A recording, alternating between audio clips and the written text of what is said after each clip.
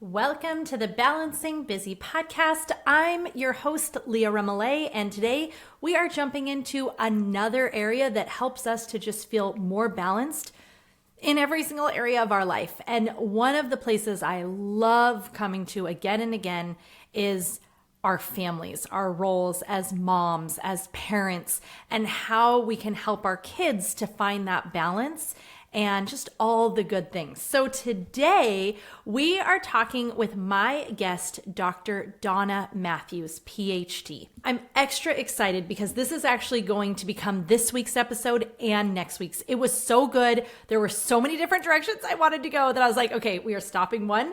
We're then hitting record again, and I want to go into a completely different direction. So this week, we're going to be talking about helping our kids to be happy. Oh, because you can't feel balanced if you don't feel happy. So we are going to dive deep into how we raise happy kids and also how we ourselves find more happiness. And then next week, we're going to shift this and we're going to talk about raising resilient kids, kids who can weather any storm, who can handle whatever life throws. And unfortunately, we can't avoid that hard things are going to be thrown at our kids. We can't remove all of that, and we shouldn't, is one of the things we're going to talk about in that episode. So Donna Matthews, PhD, has worked with children, families, and schools since 1990. She taught psychology and education at universities in Canada and the US, ran a private practice focused on gifted and other special needs, and she was the founding director of the Hunter College Center for Gifted Studies and Education in New York. She has published dozens of articles among multiple books as well. I'm going to have the links for those in our show notes. She is the author or editor of 7 books on various aspects of supporting children and their optimal development. And her most recent book is Imperfect Parenting: How to Build a Relationship with Your Children to Weather Any Storm. And that is one of the themes that you're going to hear through these 2 episodes that we are going to keep talking about. So without anything else, let's jump in and learn how to help raise our kids to just be happier. I am so excited to welcome Dr. Donna Matthews with us today. Thank you so much for being here. My pleasure. I am especially excited because I feel like we are not only getting your educational expertise, which is profound, and you have, a lot of experience that way, but also as a grandma. So I'm like, oh, we're getting all of the goodness here. So I'm just so excited for this conversation. Will you just take a moment and what would it be that you would want everybody to know about you? So my initial area of interest as I started my graduate work in psychology was intelligence, the nature of intelligence. What is it? How does it develop? What can parents and teachers do to support the development of a child's intelligence? And as I explored that field, and my area of initial expertise was giftedness. So kids who are exceptionally advanced in one area or another, and creativity. So what is it that leads to that kind of exceptional development, exceptionally advanced development? And so I worked in that field for a long time. And I started the Center for Gifted Studies at Hunter College, City University of New York. So that was an area of interest. But as I spent more time working with kids and schools and families around that kind of exceptionality, I became most interested in taking everything we've learned about advanced development and then sharing it more broadly with a wider audience. What does this mean for every child? So what are the kinds of things that families and schools and teachers and psychologists and others can do to support kids' optimal development? So in the last, 10 or 20 years, the last 10 or 15 years, I guess, I've been working much more with the idea of happiness and well-being, resilience, all of those kinds of things, because in my strong opinion, at this stage of my life, those are the things that matter most. So intelligence is great. It's important. I still believe it's important. But I think there are other things that are more important. So that's, in a nutshell, I mean, that's a little summary of my career to date. I love that. So there's a little test that I give things as I'm trying to decide what to focus on, and it's the good, better, best. Because honestly, all the things in my life really are good, right? And yet, as I'm trying to figure out how to balance, I have to ask myself, okay, is this good? Is this better? Or is the best thing? And ultimately, what I have come to over and over and over is that my family is always best. Always, right? Like it's just, that is always the best choice. And our well-being, our happiness, us being rooted together it ultimately becomes the most important thing to me. So I want to have a conversation with you and talk about how we teach our kids to choose happiness. You're seeing and realizing in your career, wow, you know what they really need? They need to know how to be happy. I mean, because we've all seen brilliant minds that are tortured, that are miserable. And Yep. so, right, clearly intelligence does not equal happiness. We all have seen very wealthy people who are miserable. So wealth doesn't mean happiness. So Yep. let's start with, what is the root for happiness in your mind? And then kind of bring that into, whose job is it to ensure our kids' happiness? And then we'll go from there. Okay. I like it. I like the direction you're taking this. Sorry. The thinking about what leads to happiness. I mean, there's so much involved, right? So there's physical health, physical well-being. So all those health habits of getting enough sleep, eating well, lots of exercise, lots of time outside. I think that outdoor play is extremely important if you want your children to be happy. I think making time for being outdoors is very important. It's very sort of underrated and not honored enough, I think, in a lot of families. Those are that's sort of a very basic thing, sort of a child's physical well-being, but that sort of moves into emotional, social, psychological well-being, as well as cognitive well-being, interestingly. All those healthy habits of nutrition, sleep, etc., do support every kind of development. So a child who is thriving and finding excitement, things that they want to do, and being supported in doing them. So I've sort of moved off into a different area. It's all interconnected, though. Happiness, it seems to me, is like the culmination of everything going well. So you've got the physical development in one dimension.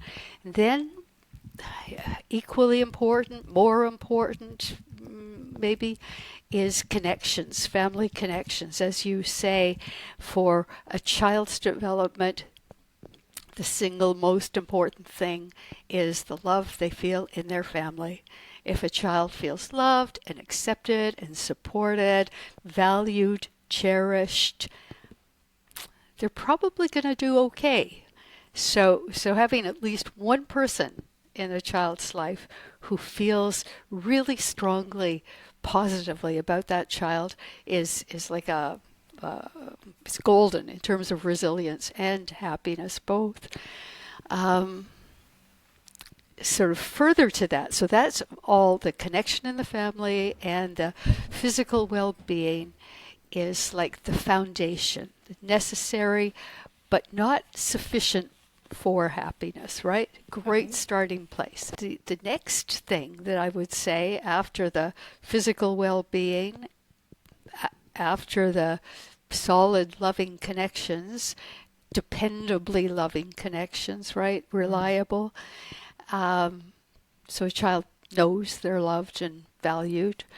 Um, One such simple but I think extremely powerful thing is to show your child gratitude and make sure you model gratitude in your own life for all the good things that come along, and find good things.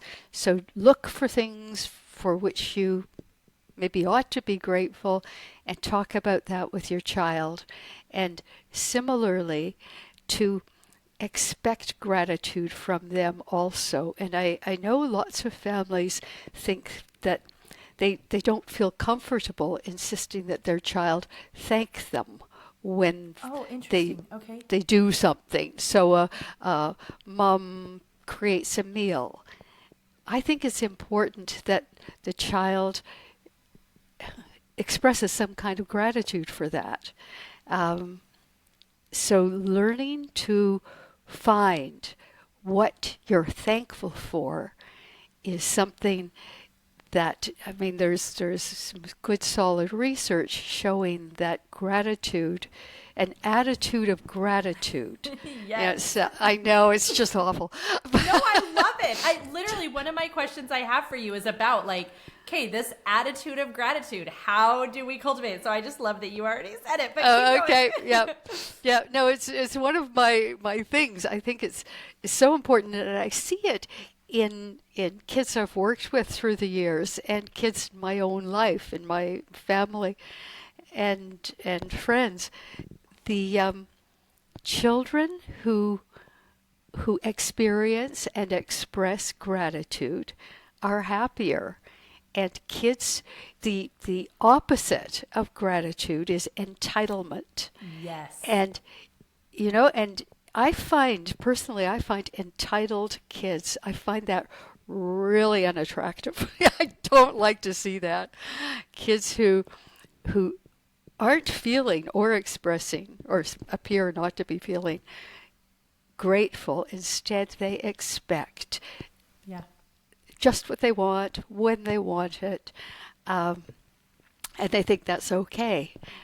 And I think kids can go through ups and downs, right? I mean, I've Oh definitely yeah, had moments yeah, as a parent where I'm like, I'm seeing lots of gratitude. We're clearly doing a good job on focusing on gratitude. They're saying a lot of things. And then I've absolutely had moments where I'm like, whoa, what is happening? Why are they acting so entitled right now? So can we take a minute and talk about if Yep. a parent is finding themselves in that moment where they're like, okay, yeah, we've got a problem. They're starting to act very entitled. I think there's definitely, a time going into adolescence, right? As they're starting to hit that teenage years that it can Yes. really suddenly show up. And so how do we course correct? How do we help them recognize and stop that behavior?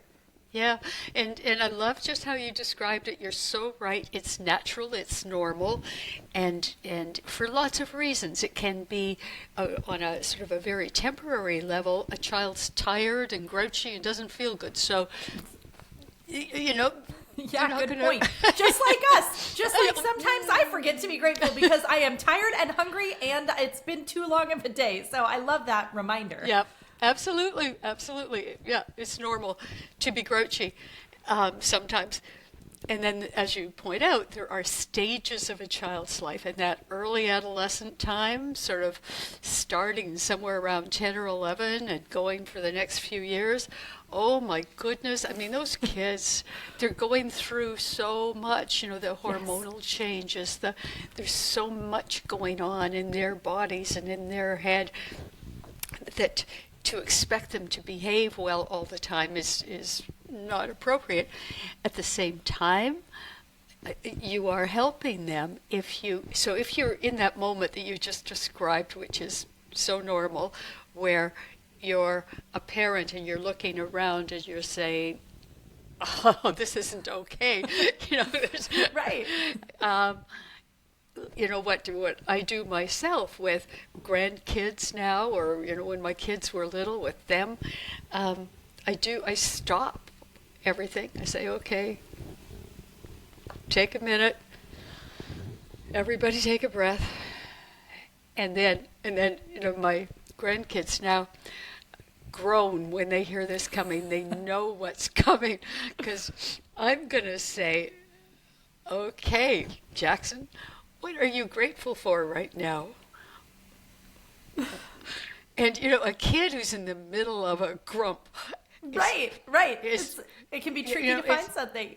Well, it can be, but it shocks them into changing the mind, changing their way of behaving.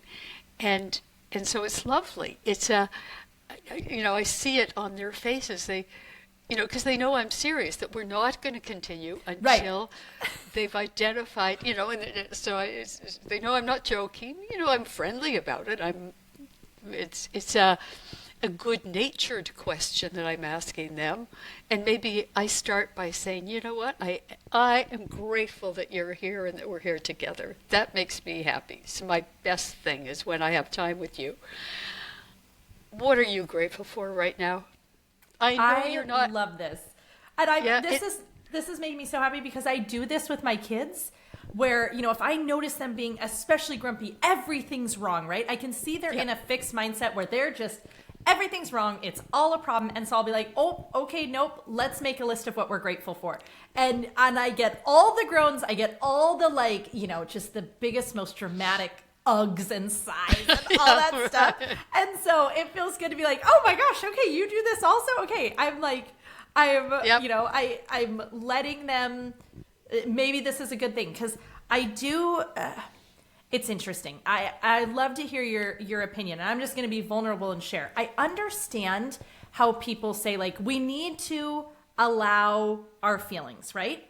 But then I don't know if I'm going to get slack for this, but I hear people say all feelings are good. And I'm like, I don't agree with that, actually. I don't even agree with that all feelings are valid. I actually think that sometimes I'm like, because all I have to do is look at myself personally and admit that there are times where, no, my feelings are not healthy. They are not good. They're not appropriate. They're not going to serve me, right? Or that, that's right. Sometimes my feelings aren't valid because I'm only looking at it from my lens, and I'm missing a very huge piece of the puzzle that once I recognize and see it, then I'm like, oh my gosh, you know what? I was being a jerk, right? Or whatever it is. And so, I'm loving this. Now, is there anything that that you would adjust with that way of thinking, or that I should think of in addition or differently? A little bit, one thought that comes to mind, and I'm guessing that you understand this just based on what you've said, but I do think it's important to always validate that the child is feeling it. So I know you're feeling angry that I'm not letting you have another bowl of ice cream. I know, I get it. I'm making this decision in what I consider to be your best interest. I know you're mad at me right now. So even though, in my opinion, the anger is not okay, at the same time, I think it's important to acknowledge that they are having those feelings. Mm-hmm. So I would say, I would maybe say, okay, let's talk about this. Let's talk about what's happened today, or, I sort of find some way to have them think about whatever it is they're feeling and see if they can connect it back to something. If I feel like it's an inappropriate feeling or a feeling that's not serving them well. So let's talk about this. But I do think it's important to acknowledge the validity of the feeling. It's always okay to be sad. It's always okay to be angry. Those negative feelings are okay. It's then where do you go next? Yes, and I like that. Yeah, and so if I'm sad, I can't just say, oh, well, it's not okay to be sad. Right. It's always, this may not be the time and place for me to go there, so I'll make a note to myself. I'm a growing up, so I'll say, okay, I do need to think about what this is. But for now, in this circumstance, it's not the time to indulge my feelings or feel my feelings, right? So I think, one of our jobs as parents is to help our kids accept their feelings, but then move on. So the entitled child, that's a tough one.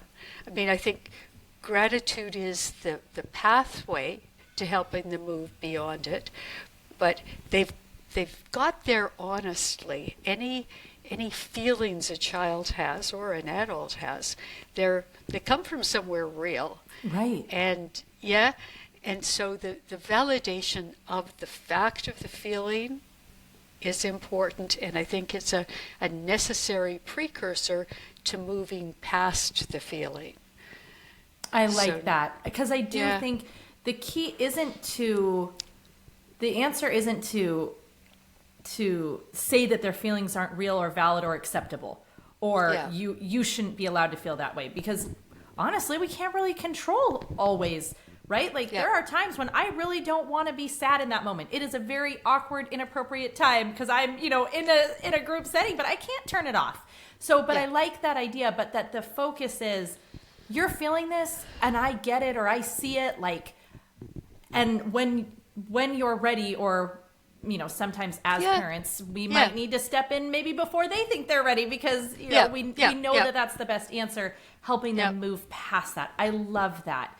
So I want to shift for a moment and just take to, obviously, I think we can all recognize that, okay, happiness is so deeply predicated on gratitude and is going to be best modeled. But the honest truth is, sometimes we as parents are having a hard time. And so to the mama who is like, okay, I want my kids to be happy, like, very worthy, wonderful goal, and I want them to feel gratitude, but I'm going to be honest, I'm having a hard time right now. Gratitude is eluding me. Happiness is eluding me. How does she help herself so that she can then help them? Yeah, and you're right. You modeling what you want to see in your kids, it's really the only way they'll learn it. Like, you have to, if you want happy kids, you're going to have to find a way of being happy yourself. You're going to have to take good care of yourself. And I think that's the foundation. So I'm going to go back to sleep, nutrition, exercise, time outdoors. We're all like, oh, I got it. That's the problem. Okay. Exactly. So, taking good care of yourself, and my most recent book is like really it's imperfect parenting, and it's sort of accepting that every parent has,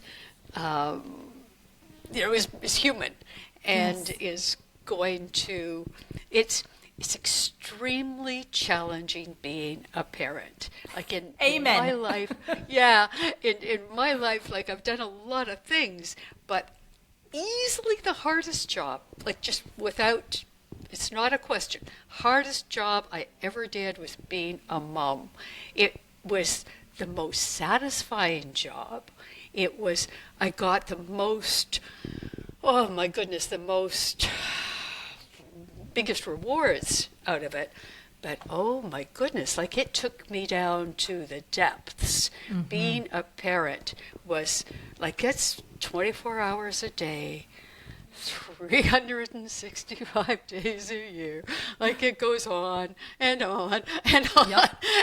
And the challenges just keep on changing as soon as you've got it. As soon as you think you've got it. As soon as you're in it. I mean, one of the things, because I'm always talking about balance, and I think it's so true in parenting, but it's really true in all of our areas of life. Often, as soon as you think you've got it, there's a whole new season that shows up, and now you're trying to figure it all out again. And so we do have to give ourselves so much grace, because I am this is my first time being a mom of these kids at this age, right? Like when I finally right. had toddlers, we moved on. Then we had elementary school. Then we moved on. Now we have high school and college. And right, like I keep having to start over as my very first time trying to, do this version of momming.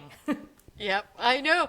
And like I can tell you this, at least from my standpoint and lots of my friends, the dessert time is when they grow up and they have happy lives of their own. Like if you're lucky, if you're blessed with kids who do have good, productive, happy lives of their own, then like I feel like I'm in heaven. Like I've got all these beautiful children who are my friends, grandchildren who I adore. Like it's like all of a sudden, what was the problem? Yes. So yeah, I mean, I experienced it just the way you described. It just, the challenges, it didn't get easier as they got older. And just as soon as I understood toddlerhood, as you say, all those things, it changed. And I thought, what am I going to do with this one? And but finally, for now, and as I say, I am hugely grateful that my kids are healthy and happy and living rich, full, good lives. So, and I know that is not always the case for lots and lots of reasons, but I do love that reminder to keep that perspective beyond the moment we're in right now, right? If we get too stuck in the weeds, if we get too stuck in this moment of hard, because we're all going to have them, even if we're not in one right now, there's going to be one coming. That is the mortal journey.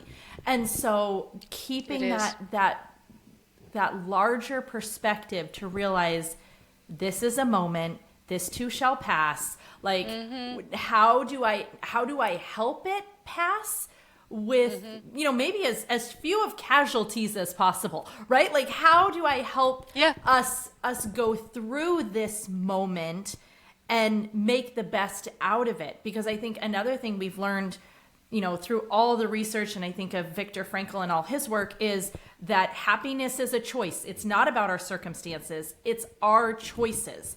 And so, even when things are really hard and tough, we can choose happiness. And so I think that's the goal, right? To teach, I guess, ourselves first, and then our kids how to choose happiness as a way of life, as a lifestyle, instead of we're waiting for happiness to happen to us. Yep, absolutely. Nicely put. Very nicely put. No, the idea of choosing happiness. I mean, because I think in our current culture, there's an expectation that, that you should be happy, and that if you're not happy, you're doing something wrong. Oh, yes. And that therefore that happiness is something that is in the environment somehow, that other people are getting it, but you're not. So the victim, right? And it's not a healthy perspective. It's each person who's happy is choosing that. They're making it. They're creating that happiness each and every day. It doesn't just come. It is a choice, and it's an affirmed choice. Constantly of needing affirmation. And as you say, it is the mortal journey. We are on the process to the end. We're all moving in that direction. And there are challenges. Yes, there are. Oh, this has been so wonderful. Thank you so much. So I'm just loving this conversation with Dr. Matthews. So we're actually going to turn this into 2 episodes. So we're going to wrap this one up and then have her back, because this is just so good. And I have more things I want to pick your brain about. So thank you so much for being part of this episode with me. And everybody, you can just get excited because there's another one coming.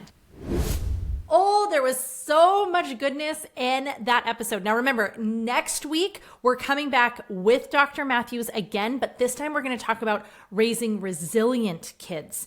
So in this episode, we talked about those two sides of the scale, having happiness versus entitlement. Next week, we're going to talk about resilience and how resilience is the answer to helping our kids have more confidence, more gratitude, more contentment, and just feel more powerful. So I'll see you next week.